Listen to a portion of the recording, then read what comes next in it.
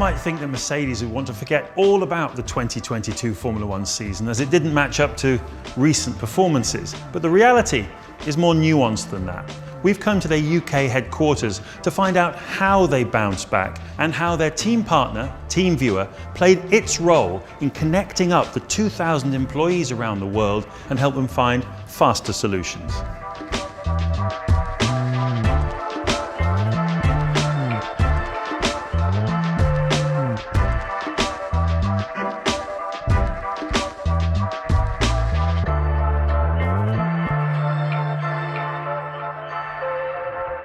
Toto, it would be so easy to say, let's just forget about 2022, but is it a more valuable learning experience available for you than that? Yeah, that would be easy indeed to say and just concentrate on next year. But as we say, the days we lose are the days our competitors will regret because we learn the most. Over the last 8 years, we knew that one day it's going to be more difficult because there's no sports team in the world that won every single competition they've entered forever. So that day has come last year, and we really anticipated how we would react. And when it happened, I think we went through a wave of emotion. And what we've anticipated is that we're losing a race, or maybe we have a spell of bad races. But what happened is actually that race after race, we found out that we are not competitive enough. And then in the summer, we started to have these glimpses of hope. We were on pole position in Hungary, just to have a big slap on the face in Monza and in Spa. And then we managed to win a race. So my learning is that you just got to manage your expectations. You just got to know that this is a constant development slope. And as long as the share price is going up, that slope is right, then it's okay. Well, let's bring Oliver in here now. Oliver, you're a TeamViewer CEO, of course, joining us remotely from Stuttgart. Thank you very much for your time. You've been a sponsor now for over a year, but what's your take on Formula One in general, and particularly the 2022 season?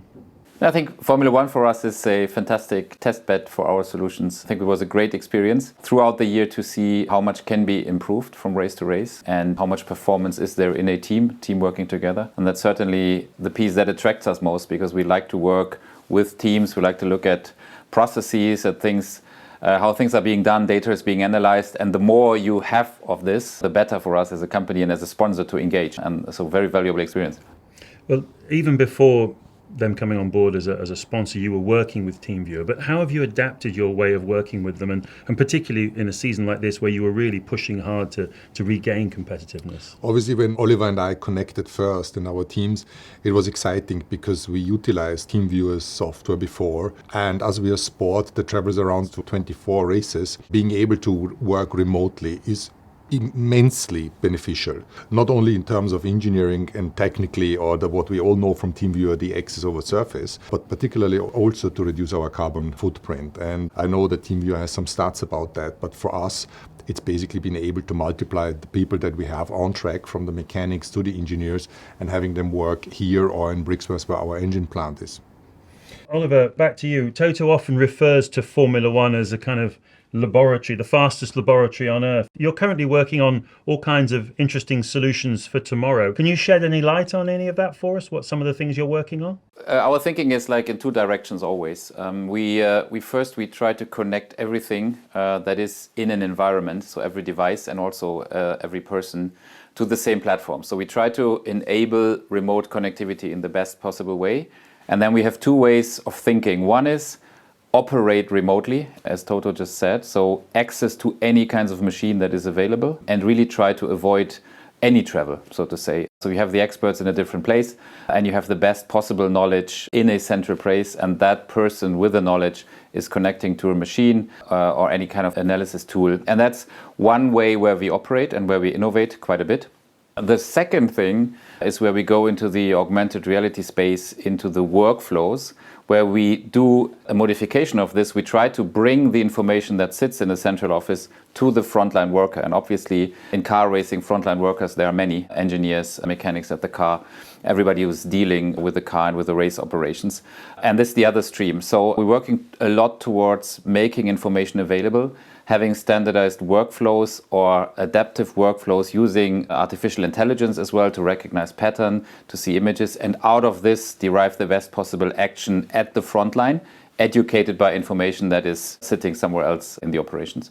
One of the obvious massive benefits of this, as you touched on earlier on, Toto, is the sustainability angle in terms of fewer people needing to travel. I mean, huge amounts saved. And of course, I guess you've got some numbers on that. Can you share that with us at all, Oliver? We were curious ourselves how the impact is. We did our IPO 3 years ago or so. You get asked how sustainable our solution is and also what customers do with this. So we did a big analysis with a third-party agency to try to understand the use cases, how much travel is actually reduced. All in all, our customers today reduce 37 megatons of CO2, carbon emissions, per year. This is the equivalent of 7,000 flights of an A380 or the equivalent of 11 million cars. So it's a huge number already today. And that's just the beginning, because many companies and customers are only starting to think through the remote first operations at the front line. In the office environment, that's clear for everybody. We all do video conferencing and remote connectivity like now. But when you get to the front line where people work with their hands, this is relatively new and there's a very significant additional potential. And Toto, what's the scale of ambition for remote operations in Formula One? What's possible? How far can you go? Well, we are limited by a cost cap, and that's part of making Formula One more variable and attractive. And then obviously you need to save money and you need to save time. And therefore, similar to artificial intelligence or machine learning, working remotely, utilizing those tools is of an immense benefit in a cost cap environment, like Oliver said, for our emissions, but also in terms of how we process our work streams. Oliver, what are your expectations for 2023? I think the interesting phase is now for us that we are between the seasons. Obviously, when you are in 2023, in season next year, we will need to see how it all shapes out, and hopefully the team can be incredibly successful again. But it's this time in between where there is lots of preparation work, where we can actually engage with the factory and the team to think through new use cases and to prepare for the next season. So that's now an interesting time coming, because in the day-to-day race mode, so to say, throughout the season, it's very difficult to inject any new processes. Well, it's been absolutely fascinating, gentlemen. Thank you so much for your time. Oliver, Toto, speak to you again soon. Thank you very much. Thank you. Thank you very much.